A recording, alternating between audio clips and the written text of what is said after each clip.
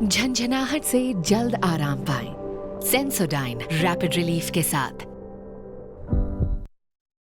अभी मैं ठंडा खाती थी जैसे कि आइसक्रीम, मुझे एक झंझनाहट सी महसूस होती थी। ये बढ़ती जा रही थी ये प्रॉब्लम। पहले ठंडे से शुरू हुई, फिर गर्म खाने से हो रही थी, तब जाके मैंने डेंटिस्ट को दिखाया। उन्होंने कहा कि आप सेंसोडाइन यूज कीजिए। अब मुझे फ्रिज से कुछ ठंडा निकाल के खाना हो तो मुझे दोबारा सोचना नहीं पड़ता है।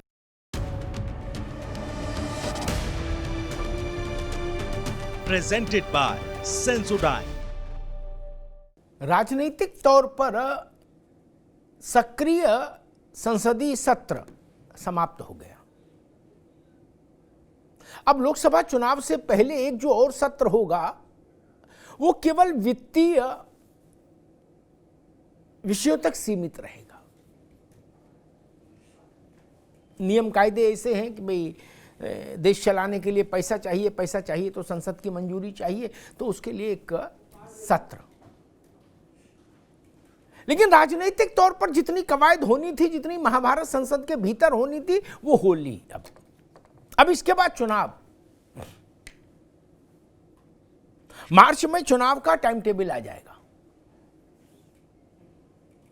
अप्रैल और मई में वोट हो जाएगा और मई के प्रथम पखवाड़े में ही, पहले पखवाड़े में ही परिणाम आ जाएंगे। पिछली बार का टाइम टेबल लगभग ऐसा ही था 2019 का। तो अब लड़ाई संसद में नहीं, सड़क पर होगी। तो दोनों पक्ष सड़क पर आ गए, सत्ता पक्ष भी और विपक्ष भी। अब कुश्ती होगी सड़क पर। इसी बीच में इस सत्र ने अच्छा काम ये किया कि दोनों पक्षों को एक एक मुद्दा दे गया। विपक्ष को निलंबन का मुद्दा दे गया ये सत्र, और सत्ता पक्ष को धनखड़ साहब के अपमान का मुद्दा मिल गया। धनखड़ मतलब किसान, और किसान के साथ साथ जाट, जो एक पॉलिटिकल नैरेटिव भाजपा ने सेट किया वो ये। अब इसी पर दो हाथ होने हैं। जनता को किसकी बात समझ में आएगी नहीं आएगी अलग का विषय है। आज दिल्ली में जंतर मंतर पर विपक्षी शिविर का एक बड़ा शक्ति प्रदर्शन हुआ। राहुल गांधी भी उसमें रहे, मल्लिकार्जुन खड़गे रहे, शरद पवार थे, लगभग सभी बड़े चेहरे थे विपक्ष के। सबने हुंकार भरी, सबने कहा भाई मोदी को हटाना है, भाजपा को धूल चटाना है। और सबका स्वर एक था, वो ये कि सबके आक्षेपों का स्वर एक जहां जो मूल रूप से वो ये था कि भाजपा लोकतंत्र के मूल स्वरूप को खत्म कर रही है, स्वभाव को खत्म कर रही है, और असहमति भाजपा को स्वीकार्य नहीं। ये एक आरोप था, एक नैरेटिव सेट करने की कोशिश विपक्ष ने की आज जंतर मंतर से, इंडिया अलायंस के बैनर तले। समाजवादी पार्टी ने उत्तर प्रदेश में कई जिलों में जिला मुख्यालयों पर धरना दिया। विषय यही था। लेकिन इस धरने में नीतीश बाबू नहीं दिखे। हालांकि नीतीश कुमार से बताया गया कि राहुल गांधी ने फोन पर बात की, चूंकि चर्चा थी कि जब से ममता दीदी ने मल्लिकार्जुन खड़गे साहब को प्रधानमंत्री पद का चेहरा बता दिया विपक्षी शिविर से, तब से नीतीश बाबू कुछ असहज हैं, कुछ खिन्न हैं। तो आज खबर आई कि राहुल गांधी ने नीतीश बाबू से बात की और शायद गिले शिकवे कुछ दूर हुए हों। तो अब सारा फोकस इस बात पर है विपक्षी शिविर का कि मकर संक्रांति आते आते कम से कम 4 सैकड़ा सीटों पर भाजपा के खिलाफ, एनडीए के खिलाफ एक उम्मीदवार, ऐसी रणनीति अमल में लाई जा सके।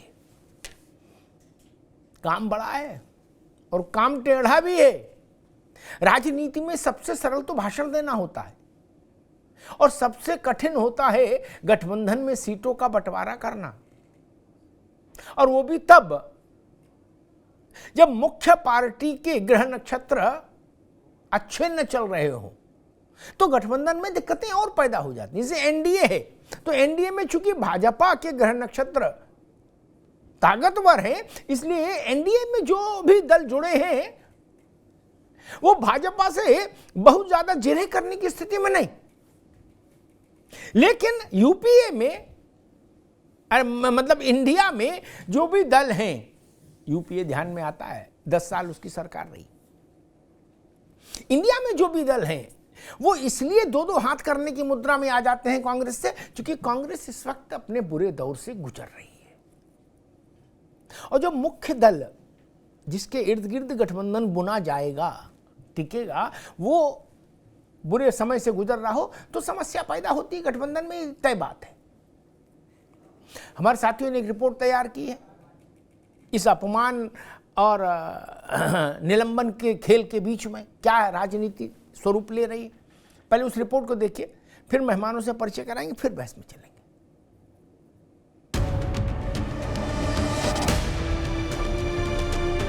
Presented by Sensodyne।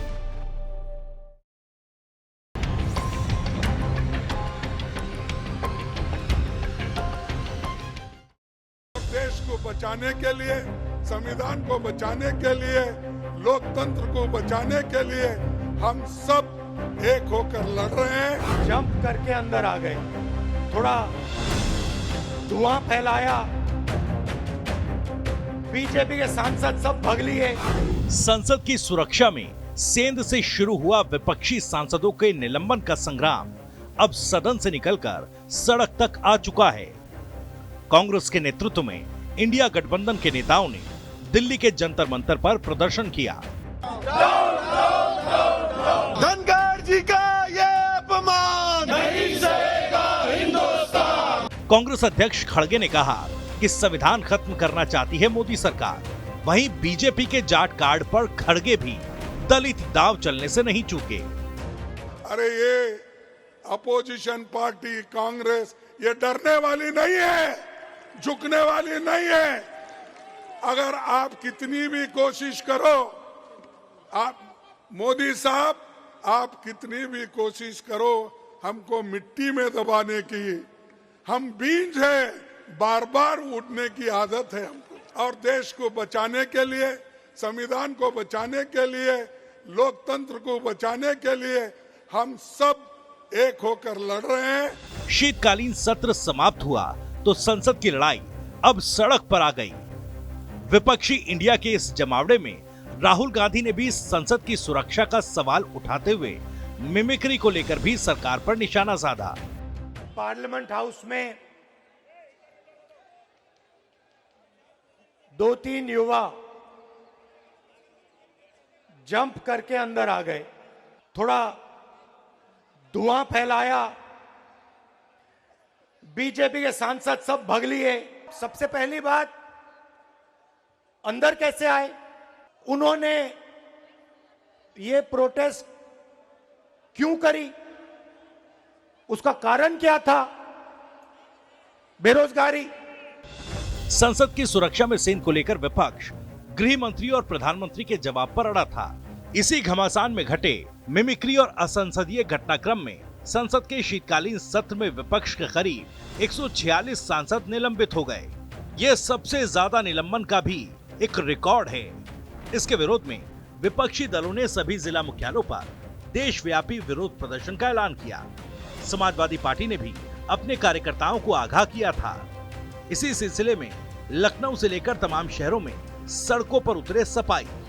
तो जितने बड़े पैमाने पर संसद सदस्यों का निलंबन किया गया वो अलोकतांत्रिक तो था ही, और इस उद्देश्य से किया गया कि संसद में जो सुरक्षा में चूक हुई है, जो सेंध लगा है, उसके असली दोषी जो बीजेपी का एमपी है उसका नाम कहीं सामने ना आने पाए। एनडीए बनाम इंडिया की इस बिसात पर अब वार पलटवार का सिलसिला भी तेज हो रहा है। बीजेपी ने विपक्ष पर संसद सत्र बर्बाद करने का आरोप लगाते हुए कहा कि सब विपक्ष की साजिश है। श्रीमान राहुल गांधी अपरिपक्व, अगंभीर, अलोकतांत्रिक है। उनका आचरण लोकसभा के अंदर हो या सदन के बाहर हो, ये शर्मसार करने वाला है। राहुल गांधी जी ने जो किया, देश उनको माफ नहीं करेगा। अगर कोई सांसद कुकृत्य कर रहा था तो उसको रोकना चाहिए था, कुकृत्य में शामिल नहीं होना चाहिए था। बहरहाल लोकसभा चुनाव की दहलीज पर अब सरकार और विपक्ष का दंगल सजा है। जाति से लेकर जज्बातों तक हर जोर लगाया जा रहा है। वहीं संसद से इतर सड़क वाले सियासी गदर पर सवाल ये कि क्या सड़क का ये घमासान जिताएगा 2024 का इम्तिहान।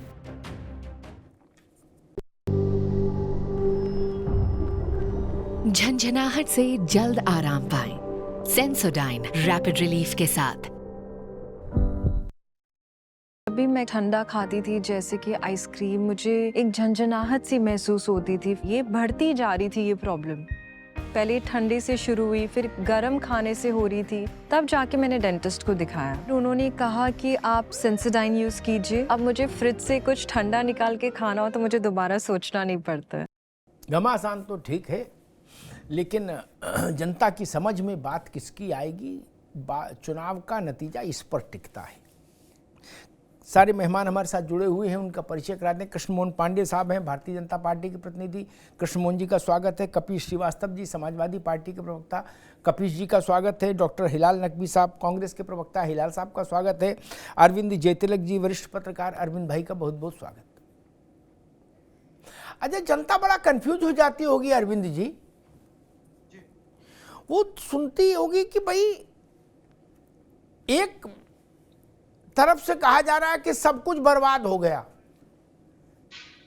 लोकतंत्र की हत्या हो गई, धर्मनिरपेक्षता की हत्या हो गई, और जाने किस किस की हत्या हो गई। क्या जितनी चीजें थी सब खलास, जिब हो गई।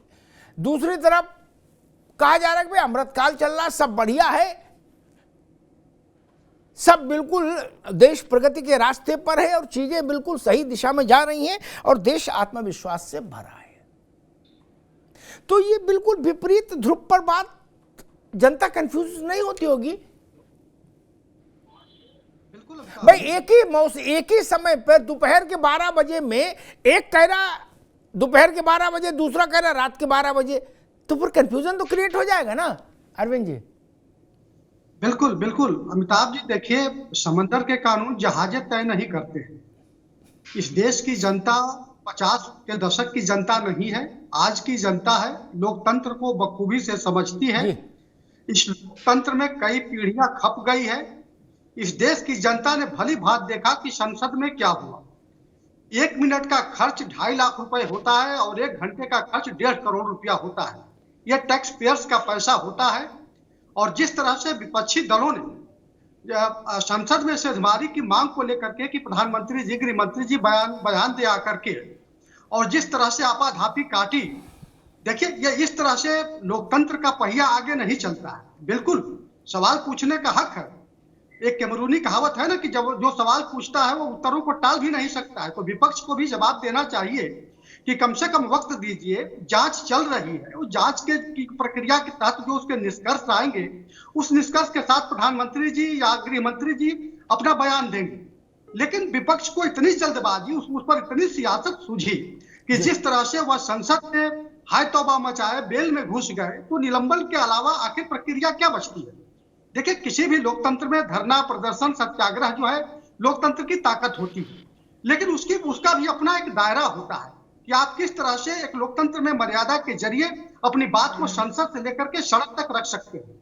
मजेदार बात की, सड़क पर भी उतरे तो मिमिक्री करते नजर आए। एक संवैधानिक संस्थान पर बैठा हुआ व्यक्ति जो लोकतंत्र का सूत्रधार है, संसद में जो है जितने मॉनिटरिंग करता है, कानून बनता है उसको देखता है, वॉच करता है, और बाहर निकल करके आप इतना गैर जिम्मेदार हो गए कि उसकी मिमिक्री करने लगे। इस देश की जनता, अमिताभ जी, भली बात देख रही है। प्रतिरोध की प्रस्तावना होता है, लोगों के पास बड़ा नहीं है। ये प्रतिरोध का प्रस्तावना जब तक बड़ा नहीं करेंगे तब तक जो है ये चाहे कि सत्ता पक्ष को उखाड़ कर फेंक देंगे और जनता इनके शिविर में लामबंद हो जाएगी। शायद ये भूल कर रहे हैं। ठीक, नकवी साहब, क्या मैं निलंबन की मेरिट डिमेरिट में नहीं जा रहा, उस पर बहस कर चुका। मैं बिल्कुल प्रैक्टिकल होके आज बात इस विषय लेकर आया कि भाई जो निलंबन का जो मुद्दा है, क्या इसमें वो तासीर है, क्योंकि अब तो सब कुछ चुनाव पर टिका है। अब बाकी किसी बात का कोई मतलब नहीं कि लोकतंत्र की हत्या हो गई, रामलाल की हत्या हो गई, श्यामलाल की हत्या हो गई, सबको कुछ मतलब नहीं। चुनाव का खेल है, क्या है एक विषय, क्योंकि 3 महीने के भीतर चुनाव है देश में। 3 महीने में चुनाव का वो कार्यक्रम आ जाएगा। मेरा प्रश्न ये मैं समझना चाह रहा हूं, क्या आपको ऐसा लगता है कि ये मुद्दा उतना सारगर्भित है कि इसमें वजन है उतना, एक, और दूसरा जो मेरा अनुभव कहता है मुद्दे सस्टेनेबल होने चाहिए। अप्रैल में वोट पड़ रहा होगा देश में, क्या 4 महीने मुद्दा टिकेगा इसी तासीर के साथ? नकवी साहब,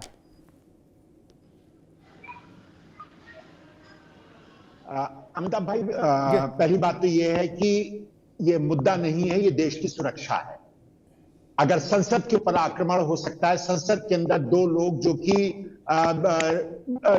जिनके पास कोई हथियार नहीं, जिनके पास कोई ट्रेनिंग नहीं, वो अंदर घुस सकते हैं और पूरी की पूरी संसद जो है वो उसके अंदर अफरा तफरी फैल सकती है, तो यहाँ के ऊपर मुद्दा नहीं है। ये सुरक्षा का मामला, देश की सुरक्षा का मामला, और देश की सुरक्षा के मामले के ऊपर अगर प्रधानमंत्री और हमारे जो गृह मंत्री हैं वो बयान नहीं देंगे तो कौन देगा बयान? जांच आप किस चीज की कर रहे हैं? आप यही बात खड़े होकर के कह दीजिए कि हम वहां पर खड़े हो जा रहे हैं, हम जांच करेंगे, जांच के पश्चात हम संसद में आकर के आपको बताएंगे क्या हुआ है। लेकिन इसके अंदर जिस भारतीय जनता पार्टी के सांसद ने उनको आने का निमंत्रण भेजा था, उस सांसद के खिलाफ आपने क्या किया? उसमें तो कोई जांच की बहुत ज्यादा जगह नहीं है। उसमें तो सीधी सीधी बात है कि एक सांसद ने 2 लोगों को वहां पर आमंत्रण दिया और वो आमंत्रण जो दिया गया वो पूरे के पूरे संसद और सांसद की सुरक्षा के लिए बहुत बड़ा एक बहुत बड़ी समस्या बन गई। तो यहां के ऊपर मुद्दा नहीं, देश की सुरक्षा है। तो इसको सोचना कि देश की जनता जो है वो देश की सुरक्षा, संसद की सुरक्षा को छोड़ देगी, उसके ऊपर वो किसी प्रकार का कोई प्रतिक्रिया नहीं देगी, हमारे ख्याल से ये देश की जनता के खिलाफ बड़ा अन्याय है। उसको इतना नासमझ समझना, उसको इतना कम समझ का समझना कि वो देश की और संसद की सुरक्षा को ना समझ पाए, तो निश्चित रूप से ये बात जायज नहीं है। एक बात। दूसरी बात यह है कि जो मिमिक्री की बात की हमारे राजनीतिक विशेषज्ञ हैं, उससे जो है वो संसद का अपमान, संसद की गरिमा गई। संसद के अंदर बैठ करके जिस तरह से विधूरी जी ने दानिश अली को कहा था, उससे क्या संसद की मर्यादा बढ़ी थी? क्या उससे संसद की गरिमा बढ़ गई थी? क्या वहां के ऊपर कोई उनके खिलाफ एक्शन ना लेने से संसद की गरिमा और बढ़ गई थी?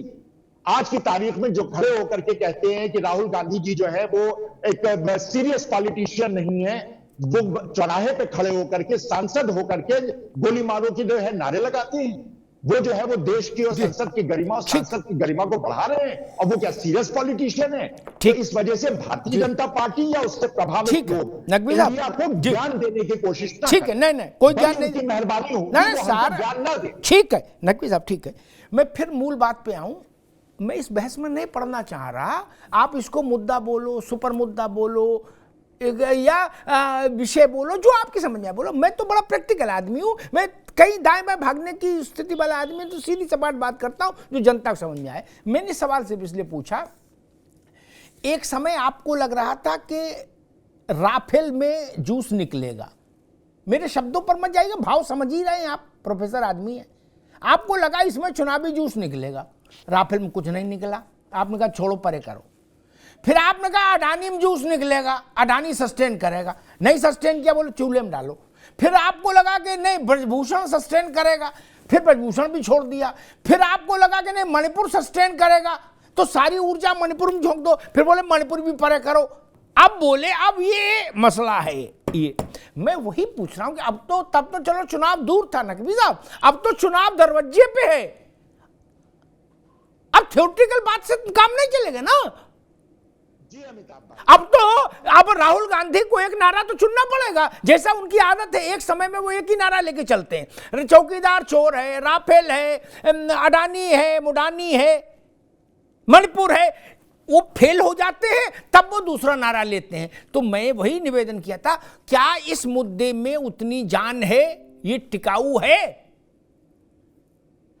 अमिताभ भाई, जैसे एक सेकंड, जैसे करेला की सूखी सब्जी होती है वो दो चार दिन टिक जाती है। पनीर की सब्जी रात में बनाओ, रात में खा लो, सुबह खराब हो जाती। इसलिए मैंने पूछा क्या मुद्दा टिकाऊ है कि नहीं, उतनी सी बात थी, उसमें थ्योरी में जाने की जरूरत नहीं थी।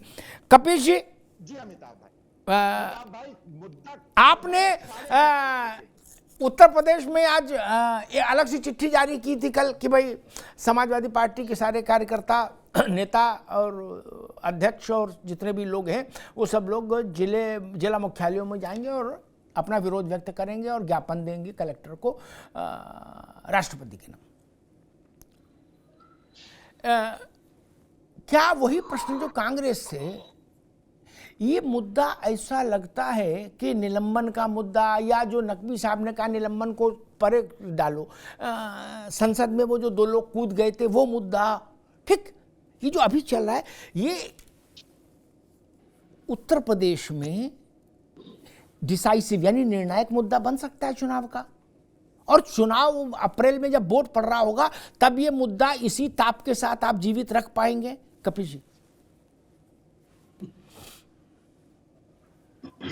सबसे पहली चीज तो ये कि कोई मुद्दा चुनाव देख करके नहीं होता। अगर देश पर संकट आया है, अगर लोकतंत्र पर संकट आया है तो क्या हम सो जाएं?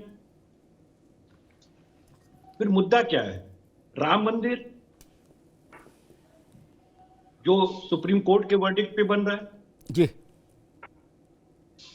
या फिर बेरोजगारी या महंगाई, या वो बातें जो सरकार ने 10 साल में वायदे किए और पूरा नहीं किए, हम इन्हें लेकर के जाएंगे। लेकिन क्या वर्तमान समय में अगर देश की लोकतंत्र की जो मंदिर है वो सुरक्षित नहीं है, और ये मंदिर 20,000 करोड़ रुपए की लागत से ये कहते हुए बनाया गया था कि इसमें कोई परिंदा पर नहीं मार सकता है, और पर मरवाने वाले भी भारतीय जनता पार्टी वाले, वो नहीं निलंबित हुए जिन्होंने अपने नाम से पास इशू करे। और देखिए जब अंदर वो आ गए तो भारतीय जनता पार्टी के सारे सांसद तो अपनी जान बचा के भाग रहे थे, विपक्षी दलों ने घेर के पकड़ा है। और मैं एक बात पूछ रहा हूं कि संसद में अगर मान लीजिए वाकई कोई पाकिस्तानी आतंकवादी आ गया हो तो हमारे तो 543 शहीद हो जाते, पूरा का पूरा संसद साफ हो जाता है। ये छोटा मसला है क्या?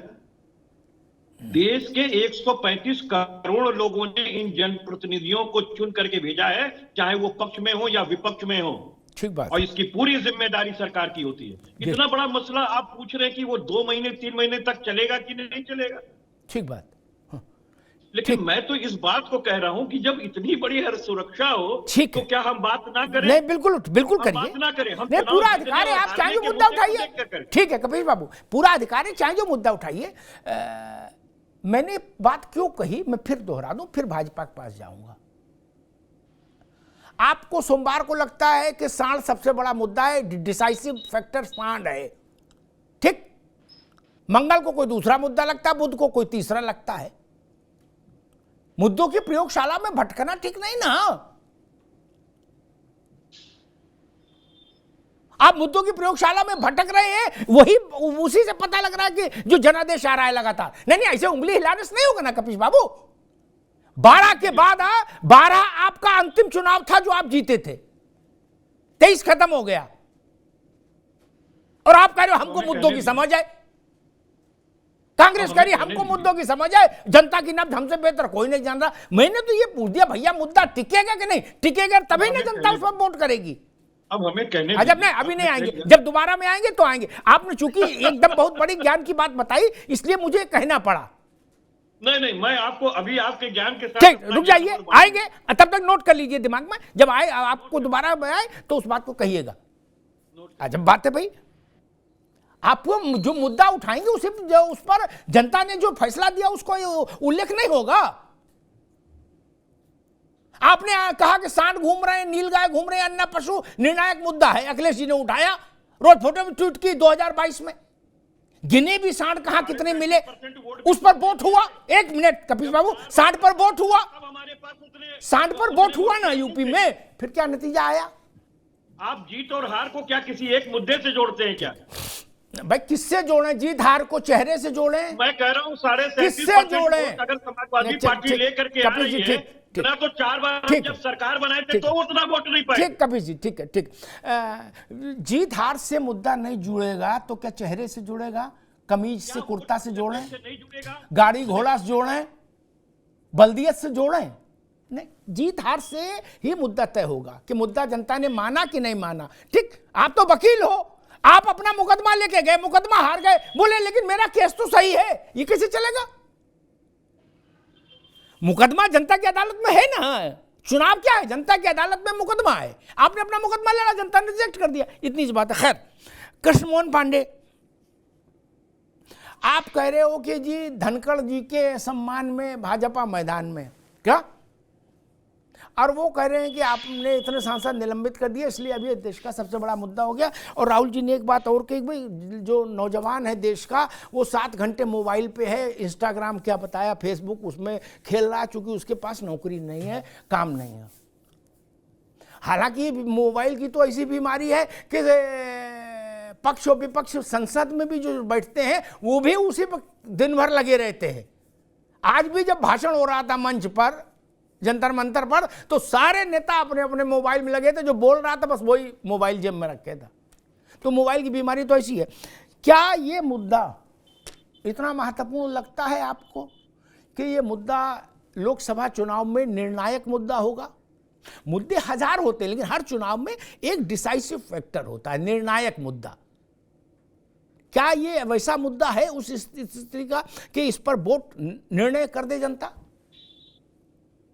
कृष्ण पांडे भाई, अभी जो भी संसद की गरिमा को लेके, संसद की सुरक्षा को लेके जितने भी मुद्दे बनाए जा रहे हैं, चूंकि देश की जनता बड़ी ही स्मार्ट हो चुकी है, और खास तौर से तब जब अब ये लोकतंत्र की एक 60 सालों 70 सालों की परिकल्पना को लेके आगे बढ़ चुकी है।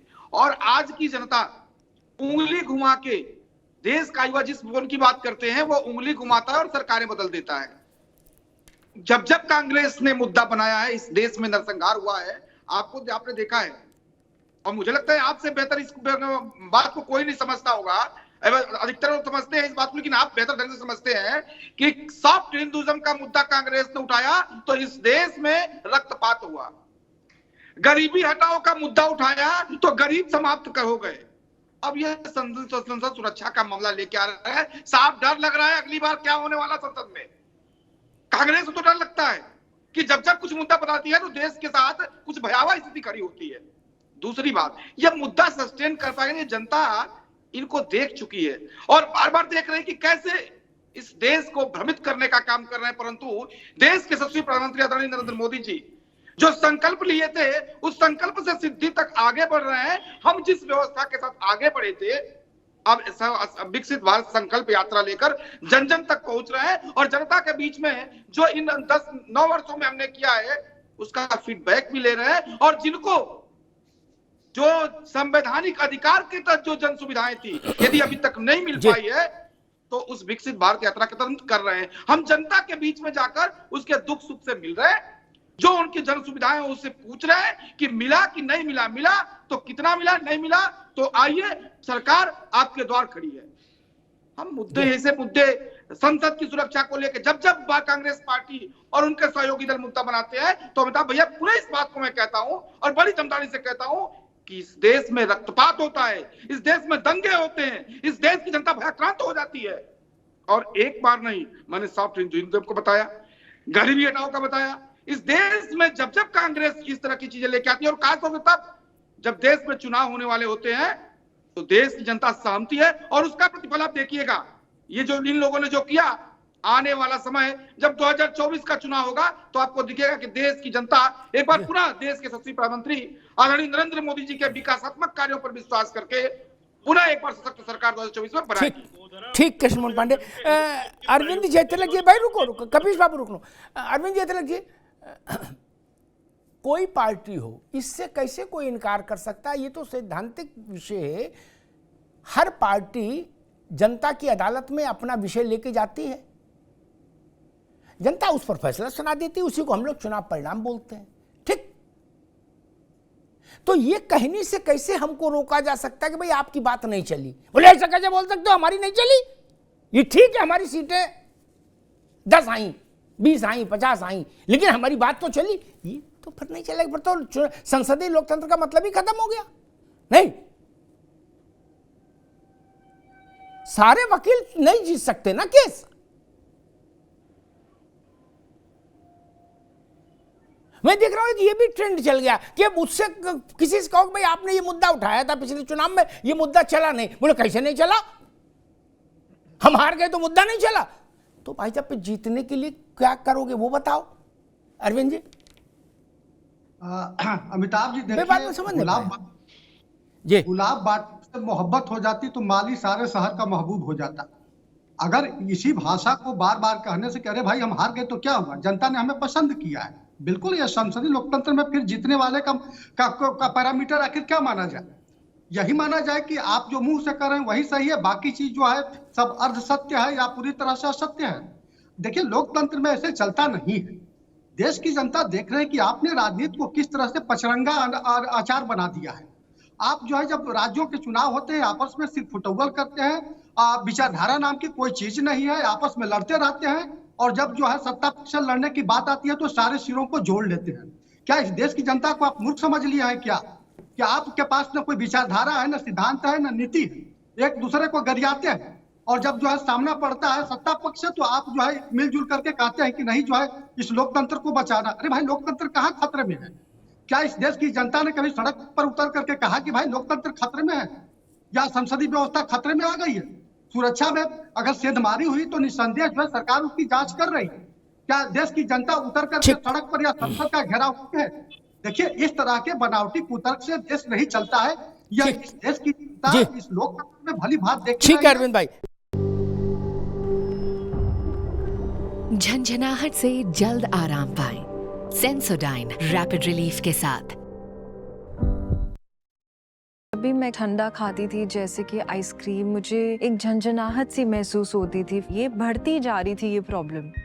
पहले ठंडे से शुरू हुई, फिर गर्म खाने से हो रही थी, तब जाके मैंने डेंटिस्ट को दिखाया। उन्होंने कहा कि आप सेंसोडाइन यूज कीजिए। अब मुझे फ्रिज से कुछ ठंडा निकाल के खाना हो तो मुझे दोबारा सोचना नहीं पड़ता।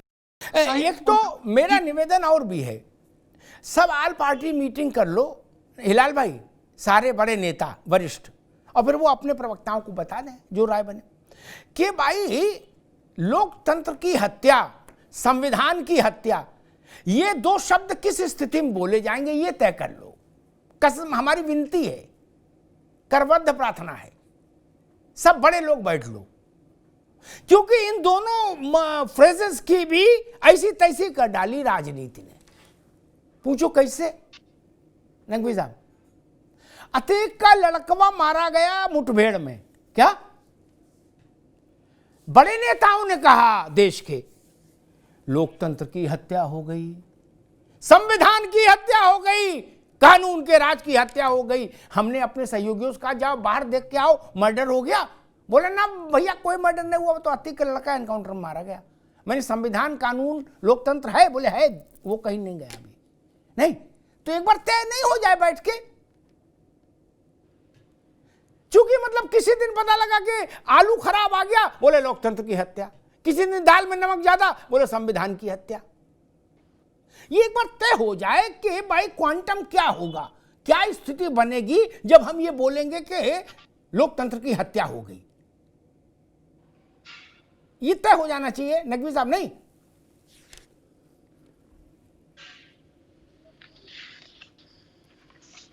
नकवी साहब, इसका नकवी साहब तक, कपिश जी वही बात आप तक ला रहा हूं। ये तय सब लोग बैठ के, जो हमारे पास तो उतनी अकल नहीं और हमारे तय करने से कुछ होगा भी नहीं, जो बड़े नेता हैं देश के, वो सब लोग बैठ के एक गोलमेज सम्मेलन कर लो, ये तय करके अखबार में छपवा दो कि ये चीजें दे, कानून की हत्या, संविधान की हत्या और लोकतंत्र की हत्या मानी जाएंगी।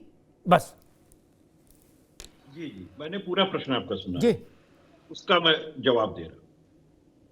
देखिए, जब देश के इतिहास में एक नया इतिहास रचा जाए जी कि एक सरकार अपने 5 साल के रिज्यूम में 258 सांसदों का निलंबन कर दे, और उसमें सत्ता पक्ष के एक नाम, इसी को कहते हैं कि लोकतंत्र खतरे में।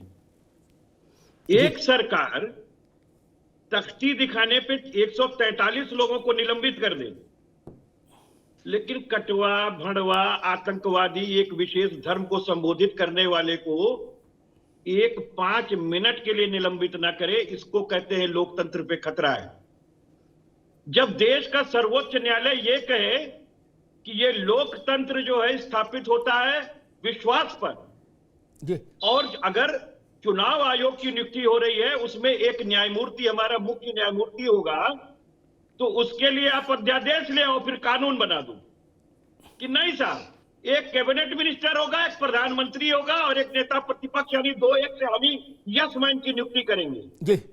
इसको कहते हैं लोकतंत्र पे खतरा। ठीक है। और इसी तरीके से जब दिल्ली सरकार को सर्वोच्च न्यायालय की संवैधानिक पीठ ने कह दिया कि ये सरकार का हक बनता है कि वो ट्रांसफर और पोस्टिंग देखेगी, तो एक नया कानून बना दो, अध्यादेश लाओ और कर दो संविधान की हत्या जी। ठीक, क्यों? क्योंकि संवैधानिक पावर है आप। ठीक है कपिल जी, ये बात तो मेरी समझ में आ गई। कपिल जी ये बात समझ में आ गई मेरे, लेकिन मैं वही समझना चाह रहा था कि फिर अतीक के लड़के के मुठभेड़ में मारा जाता है तो कानून की हत्या कैसे हो जाती है संविधान की? एक मिनट कपिल साहब रुक जाओ भाई। अतीक का लड़का जब मारा जाता है मुठभेड़ में तो कानून की हत्या, संविधान की हत्या बता दी जाती है। ये तो तय करना पड़ेगा ना, नहीं कि हत्या कहां हो रही है। नहीं अरे चिल्लाओ नहीं भाई, दोनों चीजें एक बराबर हो जाएंगी। अतीक का, अरे एक मिनट, खैर कृष्णमोहन जी वो थोड़ा उसमें है, उत्तेजना में है कपिश भाई। नहीं एक मिनट रुक जाओ भाई, रुक जाओ। मैं अभी भी समझ नहीं पाया। अतीक का, अरे रुको भाई, अतीक का अपराधी लड़का पुलिस पर गोली चलाया, मारा गया मुठभेड़ में। अपराधी लड़का, अपराधी बाप का अपराधी लड़का। देश के बड़े नेता जो अब संविधान बचाने की लड़ाई लड़ रहे हैं इस वक्त आजकल, उन लोगों ने कहा लोकतंत्र की हत्या हो गई, संविधान की हत्या हो गई, कानून के राज की हत्या हो गई। अब ये तो फिर जनता बड़ा कंफ्यूजन हो जाएगा, नहीं किसको माने, कानून की हत्या, संविधान की हत्या? कृष्ण पांडे जी। अमिताभ भाई, हमारे बड़े मित्र कबीर जी बड़ी जोर जोर से चिल्ला रहे हैं, खैर उनका सद्बुद्धि दे भगवान। इन्होंने कहा कि लोकतंत्र की हत्या के लिए ढेर सारे बातें की है। आपके पास जवाब नहीं दे पाएंगे जी, आप सुन लीजिए, जवाब नहीं दे पाएंगे। सुनिए न्यायमूर्ति कहे कि मैं रहूंगा इसमें चुनाव आयोग की नियुक्ति में, और आप नया कानून बना दो ले आकर के, तुम नहीं रहोगे। ये 3 हिस्से होते हैं संविधान के। अमिताभ भाई, अब इनको अभी तक केवल कृष्णमोहन पांडे क्या इस देश की जी बोलिए, देश की सबसे बड़ी लोकतंत्र की हत्या तब हुई जब इस देश के विपक्ष के नेताओं को जेल में डालकर और देश के संविधान में परिवर्तन किया गया, तो लोकतंत्र की हत्या होती है। इस देश के बाबा साहब भीमराव अंबेडकर ने जिसने संविधान लिखा, और संविधान लिखते वक्त उन्होंने कहा था कि संविधान में परिवर्तन तो हो सकता है, परंतु संविधान के प्रस्तावना में परिवर्तन नहीं होगा। लेकिन सबसे पहले संविधान की प्रस्तावना में परिवर्तन करके कांग्रेस ने जिस दिन यह परिवर्तन किया, उस दिन लोकतंत्र की हत्या थी। आप लोकतंत्र की हत्या की बात करते हैं, सांसदों के यदि सिर्फ निष्कासन सस्पेंशन से, तो एक दिन में 63 सांसदों का सस्पेंशन राजीव गांधी की सरकार ने किया, जिसके साथ आज आप खड़े हैं। यह लोकतंत्र की हत्या थी। और हाँ, इस देश में जब एक आतंकी मारा जाता है तो आपके जो वह तथाकथित आज नेता हैं, उनकी आंखों में आंसू था। और जब आतंकी मारा जाता है और एक नेता की आंखों में आंसू होता है, तो ये लोकतंत्र की हत्या होती है। और आप बात कर रहे हैं साहब, इस प्रदेश में, उत्तर प्रदेश में आपके मुख्यमंत्री के साथ अपराधी खड़ा होता है और मंच पर अपराधी होता है और नीचे पुलिस उसे ढूंढ रही होती है, और उस आपका नेता कहता है कि नहीं, मैं जानता हूं अतीक अच्छा आदमी है, ये हत्या नहीं कर सकता है, तभी लोकतंत्र की हत्या होती है। लोकतंत्र की हत्या के लिए आप देखेंगे तो एक एक घटनाएं जो कि कांग्रेस और आप सहयोगी दल मिलकर इस देश में किए हैं। आप बम ब्लास्ट होता है, सुकर ब्लास्ट मीडिया के होता है द्वारा और इसे हाई तंत्र की हत्या। आतंकियों को छुड़ाने के लिए समाजवादी पार्टी जाती है तो हाई कोर्ट कहती है कि इनको आप तकमा देंगे क्या, तो उस दिन लोकतंत्र की हत्या होती है। परंतु आपको ये बातें याद नहीं आएगी, आपको याद आएगी छोटी मोटी छिटपुट घटनाएं और आपके इन्हीं चरित्र को देश की जनता एनालिसिस कर रही है। और एनालिसिस करने के बाद जब चुनाव दर चुनाव आप हार रहे हैं तो कभी ईवीएम की रखवाली करते हैं तो कभी ईवीएम का धोखा देने की बात करते हैं। देश की जनता आपको पहचानती है और इसका प्रतिफल है 14 हारे 17 हारे 19 हारे 22 हारे और 24 भी आपके साथ है। जिस व्यवस्था के साथ आप आते हैं देश की जनता दूने वेग से आपको जवाब देती है और ये जवाब देश की जनता आपको पुनः देगी, क्योंकि होता है उसको तो आप जो है आतंकियों के साथ, भ्रष्टाचारियों के साथ, अपराधियों के साथ हर एक जिले में डाकुओं तक को संसद वित्त मंत्री बना देते हो महाराष्ट्र का, की बात करती और ये है लोकतंत्र की हत्या नहीं है तो और क्या है? और देखकर आप बताओ इसके अलावा भी कोई लोकतंत्र की हत्या हो सकती है क्या? दोनों मित्रों को रोकूंगा अगर दोनों मित्रों को रोकूंगा, अभी रुकना होगा भाई। अगर हिलाल लगी आप तक आवाज जा रही है मेरी भाई? जी अभी दोनों लोग आप सब उस वक्त कुछ तकनीकी दिक्कत थी। विषय ये था कि भाई लोकतंत्र की, संविधान की, कानून की, गणतंत्र की सबकी हत्या कितनी बार होगी, किन किन विषयों पे होगी, इस पे एक आम राय बन जाए, ऐसी मैंने एक मासूम सी इच्छा रखी थी, उस पर लड़ाई होने लगी। तो मसला वो नहीं है कि क्या है, बात ये मैं कह रहा था कि कोई अपराधी भी मारा जाता है तो घोषणा कर देते हैं सब लोग, छत पर खड़े होकर बोले लोकतंत्र की हत्या हो गई, तो तय तो कर लो बैठ के, इसमें तो कोई बुरी बात मैंने कही नहीं। दूसरी मैं एक बात कहना चाह रहा था, मुझे याद आ गया अचानक, कपीश भाई वकील हैं, तो उन्होंने कहा कि भाई सुप्रीम कोर्ट ने एक फैसला दिया था कि अरविंद केजरीवाल बाबुओं का ट्रांसफ़र करेंगे, फिर उसमें बदल दिया और वो नया कानून ले आए। हिलाल भाई, उस फैसले में कोर्ट ने ये भी कहा था कि अभी जो कानून संसद ने पास किया है उसके मुताबिक जब तक वो कानून है ऐसा होगा। ठीक, संसद ने कानून बदल दिया। आप इस बात को इसलिए बेहतर समझेंगे, हालांकि केजरीवाल से आपका कोई लेना देना ज्यादा नहीं है, पट भी नहीं रही अभी, फिर भी मैं बता दूं, इसलिए समझ पाएंगे क्योंकि जब शहाबुद्दीन का मसला आया, देश की इतनी बड़ी आबादी की महिलाओं का मसला आया, तो राजीव गांधी का ठेंगे पे सुप्रीम कोर्ट नहीं मानते, पलट दिया लोकसभा में, बहुमत था उनके पास। तब लोकतंत्र खतरे में नहीं आया, न संविधान खतरे में आया, न बाबा साहब की किताब खतरे में आई, न जनतंत्र खतरे में आया। नहीं हिलाल भाई, ये पिक एंड चूज ने देश की राजनीति का बेड़ा गर्क कर दिया भैया। नहीं, और तरक्की इतनी हो गई मुल्क की, 3 करोड़ 61 लाख रुपया सुखराम के यहां मिला था। सुखराम के यहां 3 करोड़ 61 लाख रुपया मिला था 30-35 साल पहले। नए लोग जान लें, बहुत से लोग तो तब स्कूल में होंगे। ठीक, आज साहू जी जो हैं, आदरणीय साहू जी उड़ीसा वाले, उनके यहां 351 की घोषणा हो गई है, यानी 100 गुना ज्यादा। ये तरक्की हो गई। हिलाल नकवी जी, मैंने इसमें क्या बात गलत कह दी कि भाई एक सब लोग लिस्ट बना लो बैठ के कि संविधान की हत्या कब मानी जाएगी, लोकतंत्र की हत्या कब मानी जाएगी। अमिताभ भाई, आपने बहुत अच्छा ये बात कही है कि ये हम लोग को आपस में तय कर लेना चाहिए कि अगर उत्तर प्रदेश में जैन के यहां पड़ता है छापा और वहां से 300 करोड़ के ऊपर जो है वो पैसा प्राप्त होता है, उसके बाद उसका क्या हुआ हम लोगों को नहीं मालूम है, पर उसका नाम नहीं आता है। सुखराम का नाम आ गया और उड़ीसा की बात आ गई, लेकिन बीच में अभी जब यूपी के चुनाव चल रहे थे तब जो छापा पड़ा था वो कहाँ के थे ये भी हम लोगों को मालूम है। तो वहां पर भी बात होनी चाहिए, 300 करोड़ के ऊपर वहां पर भी पैसा निकला था, क्या हुआ, कौन सी जांच। हिलाल भाई, दो बातें, एक 30 सेकंड लूंगा। एक तो फिगर ठीक कर लीजिए, आपकी बात शर्माते, फिगर ठीक कर लीजिए, 197 करोड़ था एक, और दूसरा वो कारोबारी था 20 लठ मारो, वो सांसद नहीं था, वो मंत्री नहीं था, दोनों की हैसियत में अंतर है। ठीक है ना, अगरबत्ती बेचने वाला और मंत्री बराबर कर देंगे आप, ऐसा ना करो महाराज जी। सही बात क्या, तो बिल्कुल सही बात है कि सांसद होता है, वो चाहे विधुरी नाम का सांसद हो या अनुराग ठाकुर नाम का सांसद हो, आप जो है वो चाहे अंदर बोले संसद के या बाहर बोले, क्या आप उनको जो है वो बराबर कर देंगे आम जनता के? नहीं कर सकते आप उनको बराबर। आपकी बात बिल्कुल जायज है, बिल्कुल सही बात आपने कही है।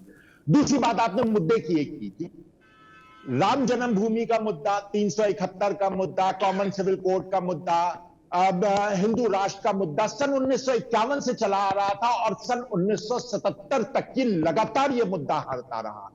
अमिताभ भाई, क्या उनसे सवाल नहीं पूछा जाना चाहिए था कि तुमको जो है देश की जनता लगातार रिजेक्ट कर रही है, तुम्हारा मुद्दा तुम्हारे मुंह के पर फेंक के मार रही है, जैसा कि आज हमको कहा जा रहा है? तो राजीव गांधी ने, हिलाल भाई एक मिनट आप उत्तर दे दो, हाथ क्लियर करते जाओ ना, एक मिनट। राजीव गांधी बोले तो थे, और कितना गंदा बोलेंगे, बोले तो थे हमने तो इनकी फैमिली प्लानिंग कर दी, बोले तो थे। हमने नहीं की, वो नहीं, जनता ने की थी, जनता ने की थी, जनता ने की थी, जनता ने की थी, है ना? वो हुआ था, लाइन से होता चला आया। मुद्दे तो तब भी थे ना अमिताभ भाई, तो क्या हुआ? वो मुद्दे खत्म हो गए क्या? उन मुद्दों के ऊपर सरकार बनना बंद हो गई क्या? क्या कोई, अगर आज की तारीख में संसद में घटना घटित हुई तो हम मणिपुर की बात करेंगे क्या? अब ठीक है, हम हार रहे हैं, ठीक है, आज की तारीख में आप हमारे राजनीतिक ज्ञान के ऊपर प्रश्न चिन्ह लगा सकते हैं, लेकिन अगर संसद के ऊपर आक्रमण हुआ तो मणिपुर की बात करेंगे क्या? या हम जो है विभूषण शरण की बात करेंगे, जिसके ऊपर जो है कितने आक्षेप लगे, आज तक उनका कुछ नहीं हुआ, और एक गोल्ड मेडलिस्ट ने छोड़ दिया। इतना बड़ा नुकसान हो गया, लेकिन कोई बात नहीं, उसके ऊपर हमें बात नहीं करनी, वो अच्छी बात है। हम उसके ऊपर बोलना लग जाएंगे क्या?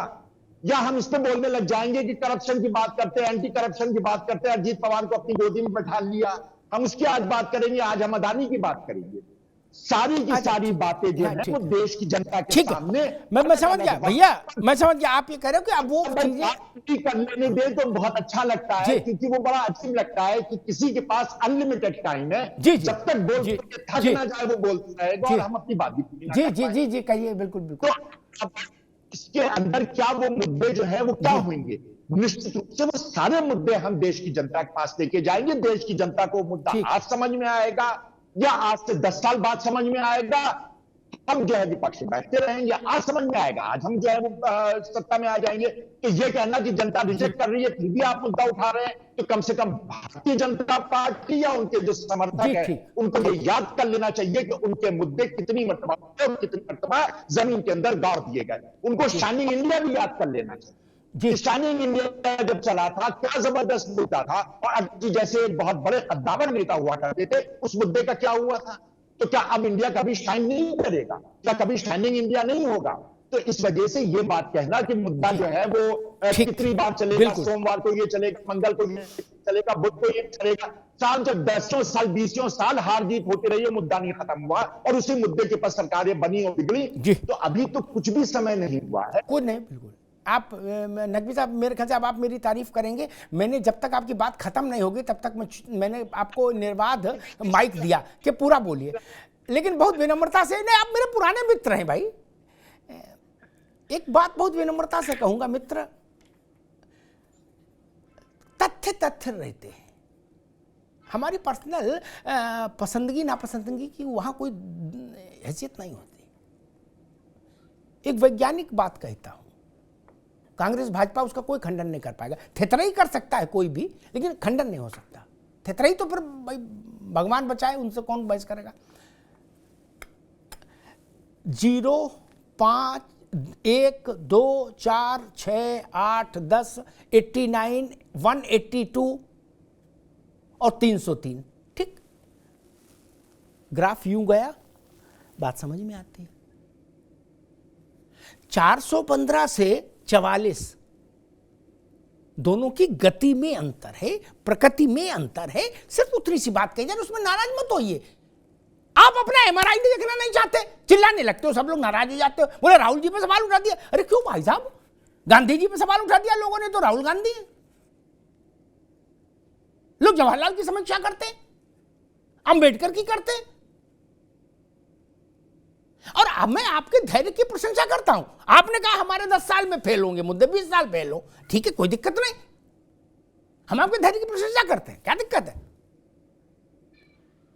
अगर आप तैयार हैं तो कोई समस्या नहीं, लेकिन हां, एक ग्राफ यूं जाता है, धीरे धीरे स्लोली अप हो रहा है, और एक शिखर से नीचे आते आते आते आते बेसमेंट में चला गया। दोनों की समीक्षा अलग होगी, ये बात बहुत विनम्रता से कह रहा हूं हिलाल भाई, और इसको स्वीकारना भी चाहिए। ठीक, जिसके 2-1 जीरो था, आपकी बात एक मिनट, जिसको जीरो था, नहीं कपिल बाबू भी सिर हिलाएंगे क्योंकि वो भी उसी बीमारी से ग्रस्त है, उनकी पार्टी भी, तो वो मसला नहीं। मुलायम सिंह, एक मिनट, मुलायम सिंह के समय में लगभग 30 सांसद चुन के आए थे जब यूपीए फर्स्ट था, मनमोहन सिंह की सरकार पहली बार आई थी, हैं? आज 3 रह गए। अरे बात मैं नहीं कह रहा, मुलायम सिंह ने कही थी कि ये स्थिति कर दी पार्टी की कि हमारा दिल्ली मजाक बनता है।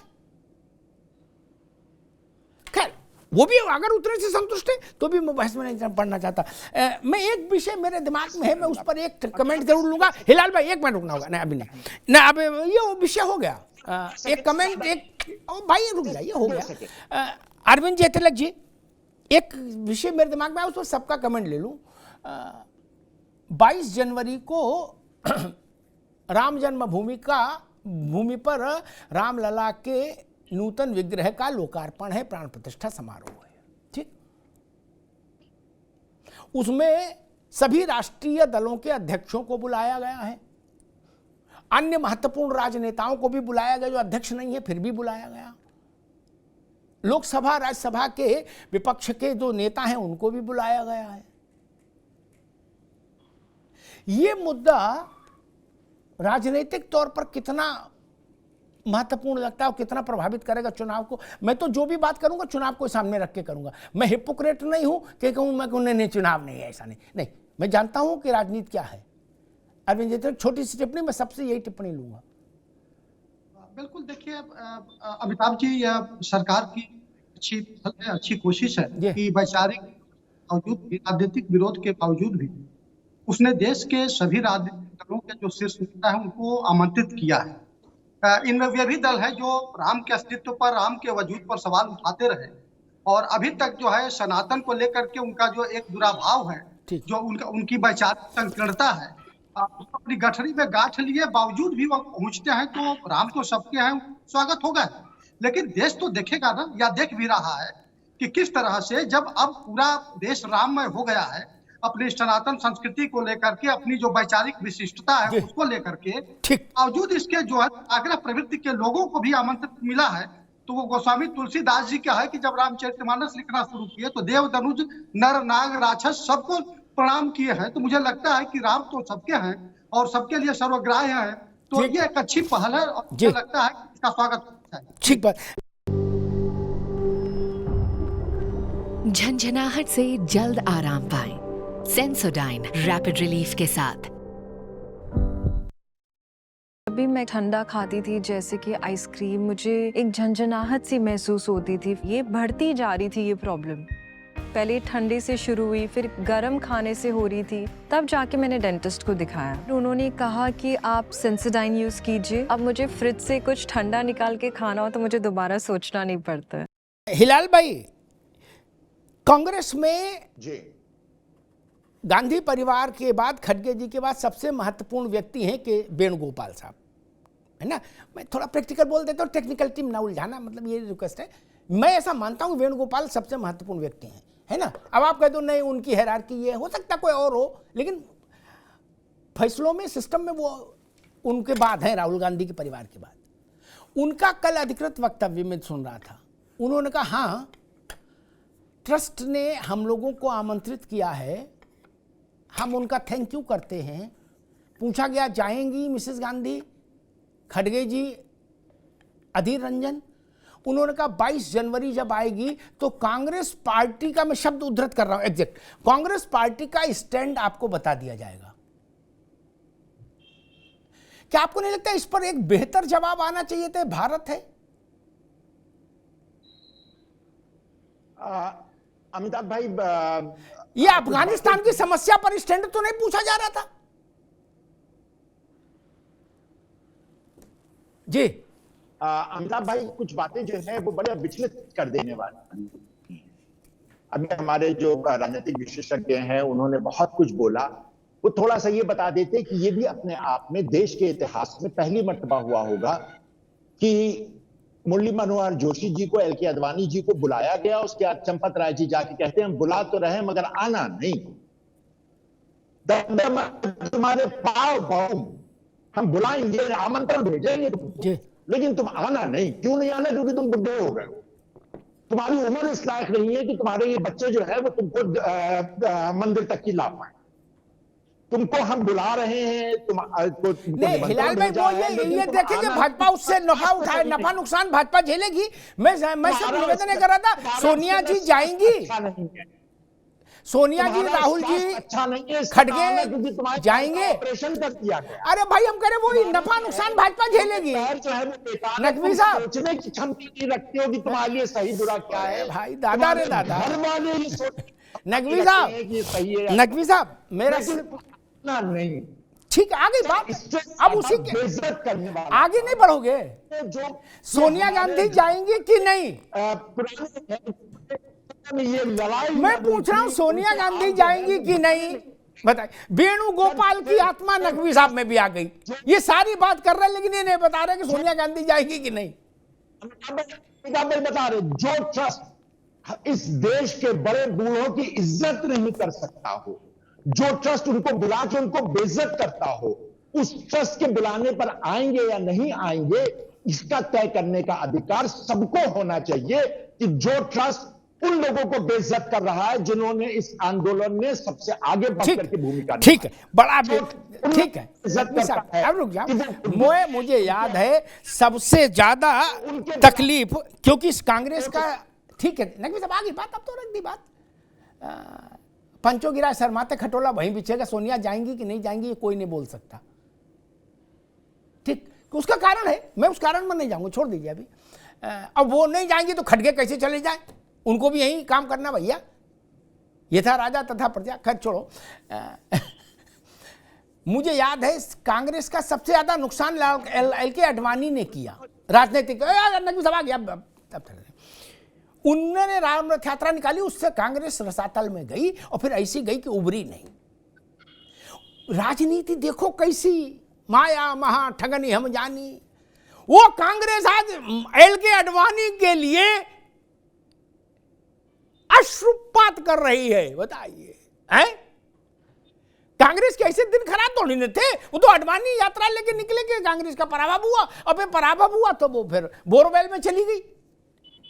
लेकिन कांग्रेस का दिल देखिए, आज वो कह रहे कि बताइए आडवाणी जी जैसे बड़े नेता जिन्होंने आंदोलन चलाया, इतने बड़े नेता, बताइए, अरे गजब है भाई। ठीक, आडवाणी जी सुनेंगे तो प्रसन्न होंगे, कम से कम चलो कांग्रेसी तो साथ आए, बाकी जोड़ो जो हुआ। कपिल जी, विपक्ष के बड़े नेता 22 को जाएंगे कि नहीं? देखिए बहुत एक स्पष्ट सी बात कर जी, अभी तक हमारे दल को कोई आमंत्रण नहीं मिला है, और उद्धव जी ने तो आज इस बात का जिक्र किया कि जो हमारा शिवसेना का दल राम मंदिर के लिए आंदोलन में सबसे आगे था, जिसे बैन किया गया था, भाजपा ने तो इनकार कर दिया था कि ये डिमोलिश हमने की, और उस दल कोई आमंत्रण नहीं, और वो छोड़ दीजिए। सबसे बड़ी बात बता देते हैं जी, ये कोई अध्यादेश पे तो बना नहीं है, कोई विधेयक तो पारित नहीं हुआ था, ये तो सुप्रीम कोर्ट के आदेश पर बन रहा है। और सुप्रीम कोर्ट ने जो आदेश दिया था वो अपने आप नहीं दिया था, कुछ लोगों की प्लेंट पे दिया था जी, जिसमें अखिल भारतीय हिंदू महासभा के राष्ट्रीय अध्यक्ष चक्रपाणी जी महाराज एक पैरोकार थे, एक वादी थे, एक धर्मदास जी महाराज भी थे, और एक शंकराचार्य महाराज भी थे। इन तीनों लोगों को आज तक कोई इनविटेशन नहीं भेजा गया। और मैं ये कह रहा हूं जिसके वाद पर आज राम मंदिर इस पूरे विश्व को हासिल हो रहा है, हर्ष का विषय है, उन्हीं लोगों से तो आपको इनॉग्रेशन कराना चाहिए, तो उसमें सरकार क्यों इनॉग्रेशन करे? ठीक, सरकार तो पंथ निरपेक्ष राष्ट्र के भावना से उत्तेजित प्रेरित होनी चाहिए, और ऐसे संतों से कराना चाहिए। चक्रपाणी महाराज से क्यों नहीं कराया जा रहा? जिनके वर्डिक्ट, जिनके प्लेंट पर ये वर्डिक्ट आई है, जिन्होंने लंदन से जो है वो नक्शा लाने का काम किया। ठीक है, तो आप सोचिए जिन संतों ने लड़ाई ली, उसी को भारतीय जनता पार्टी ने राम मंदिर ट्रस्ट में जगह नहीं दी है। ठीक है कपिल जी, अब तो आप बताइए राम मंदिर ट्रस्ट में इन लोगों को जगह क्यों नहीं दी अब गई? तो ट्रस्ट का मंदिर बन गया, आप ट्रस्ट की कहानी बता रहे हो। बताओ गंगा में कितना पानी बह गया, अब कहाँ वो इशू खत्म हो गया भैया। खैर ठीक है, अब मैं कृष्ण अभी रोकना होगा, अभी रोक दीजिए भाई। अब कृष्णमोहन पांडे के पास चलूंगा। कृष्णमोहन पांडे जी,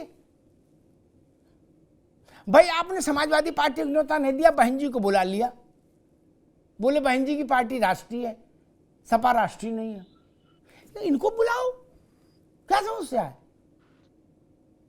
आए नहीं आए अलग बात है। भाई एक बात तो जी चिंता, एक बात तो स्पष्ट कर दूं कि भारतीय जनता पार्टी वहां पे निमंत्रण नहीं बांट रही है। चूंकि भगवान का मंदिर बन रहा है और ट्रस्ट के लोग हैं और उनको ये समझ में आ रहा है कि देश की सारी जनता को आज हर्ष है कि एक लंबे कालखंड के बाद से भगवान राम के मंदिर, भगवान रामलला अपने विग्रह के रूप में स्थापित हो रहे हैं। तो मुझे लगता है कि निमंत्रण जिनको गया उनकी भी जय जय, और जिनको नहीं गया भगवान से जय श्री राम बोलकर पहुंचे वहां। मंदिर में जाने के लिए किसी को निमंत्रण दिया जाता है क्या? तो जिनको गया अच्छी बात है, जिनको नहीं गया वो जाए। और दूसरा विषय, ये वो लोग हैं जो अपनी बातें खुल के जय श्री राम नहीं बोल पा रहे हैं, क्योंकि सुप्रीम कोर्ट में खड़ा होकर बोले थे 21 वकीलों को खड़ा करके एफिडेविट देकर कि राम काल्पनिक, राम सेतु काल्पनिक, राम जन्मभूमि काल्पनिक, और वो लोग जो राम कार सेवकों पर खुलेआम गोली चलाकर यमुना नदी को, सरयू नदी को लाल करने वाले लोग आज जब निमंत्रण की बात करते हैं तो देश की जनता इन पर विचार कर रही है। ठीक है, आगे बात, आगे भैया कृष्णमोहन जी आ गई, कपिल जी आ गई, आगे सबकी बात आ गई, किसको निमंत्रण दिया था, सबकी बात आ गई, कपिल बाबू की भी आ गई, कृष्णमोहन पांडे की भी आ गई। मैं 5-6 दिन से एक बात सोच रहा था नकवी भाई, अब बहस हो गई। एक बात सोच रहा था कि कपिल सिब्बल तो अब आपकी पार्टी में टेक्निकली नहीं, प्रैक्टिकली तो है आप ही के यहाँ, लेकिन टेक्निकली वो उधर चले गए, सपा में चूंकि राज्यसभा जाना था, आपके पास व्यवस्था नहीं थी, तो आजम खान के थ्रू वो उधर आ गए। मैं सोच रहा था कि पिछली बार जब बहस हो रही थी तो उन्होंने सुप्रीम कोर्ट में कहा था कि हुजूर ये 19 के लोकसभा चुनाव तक बहस रोक दो सुप्रीम कोर्ट में। गोगोई साहब ने पूछा क्यों मिस्टर सिब्बल?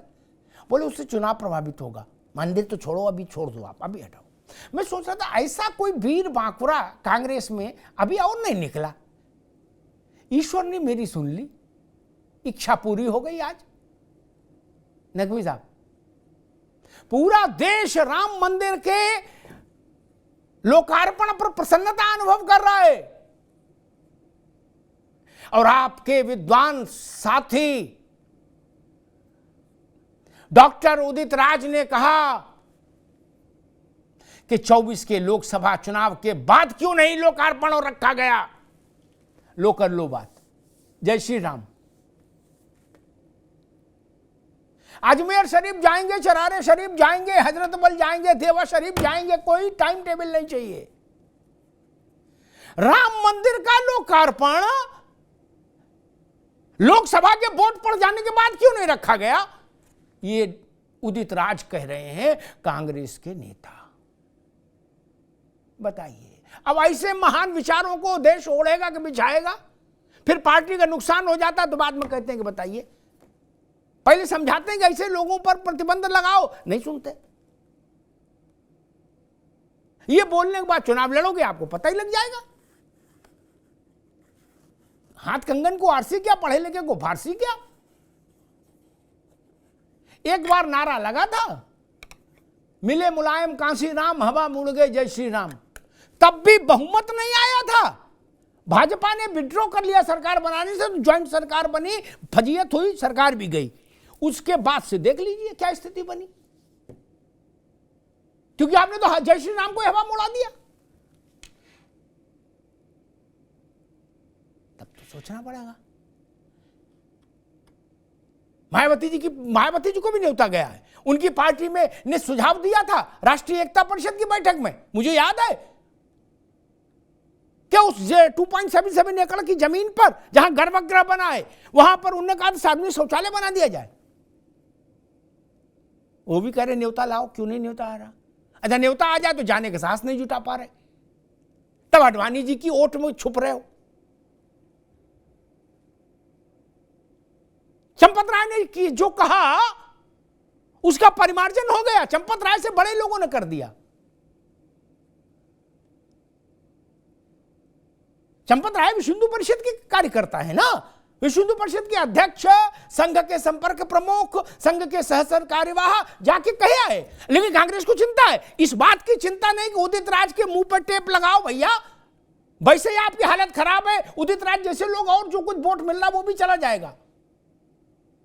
ऐसी अभद्र मांग कोई कर सकता है क्या कि लोकसभा का वोट पड़ जाए उसके बाद लोकार्पण होना चाहिए?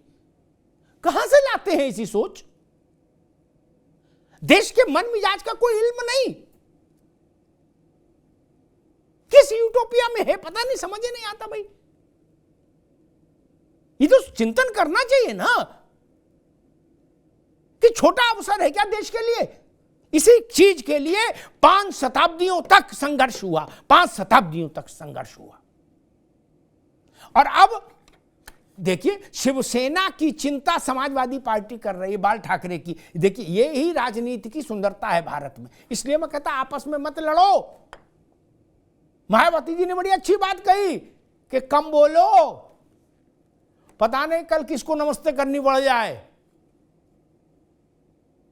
अच्छा, सबसे लाख टके की बात बहन जी ने कही, और उन्होंने नाम भी लिया कि स्पेशली हम सपा के लिए कह रहे हैं।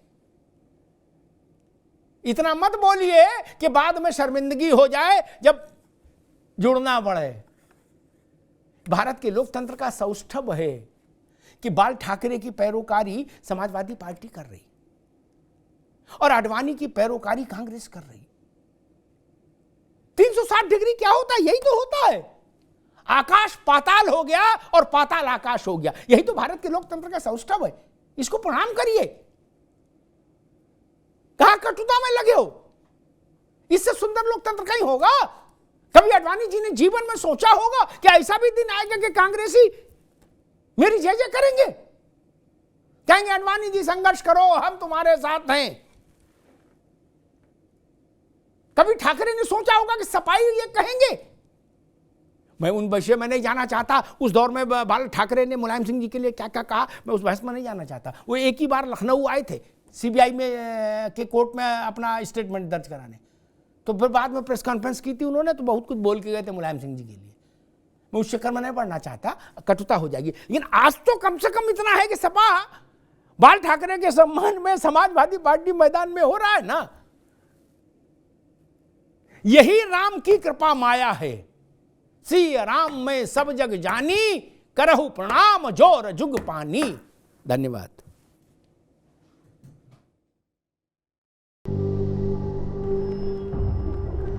झंझनाहट से जल्द आराम पाएं। सेंसोडाइन रैपिड रिलीफ के साथ। जब भी मैं ठंडा खाती थी, जैसे कि आइसक्रीम, मुझे एक झंझनाहट सी महसूस होती थी। ये बढ़ती जा रही थी ये प्रॉब्लम। पहले ठंडे से शुरू हुई, फिर गर्म खाने से हो रही थी। तब जाके मैंने डेंटिस्ट को दिखाया। उन्होंने कहा कि आप सेंसोडाइन यूज़ कीजिए। अब मुझे फ्रिज से कुछ ठंडा निकाल के खाना हो तो मुझे दोबारा सोचना नहीं पड़ता है।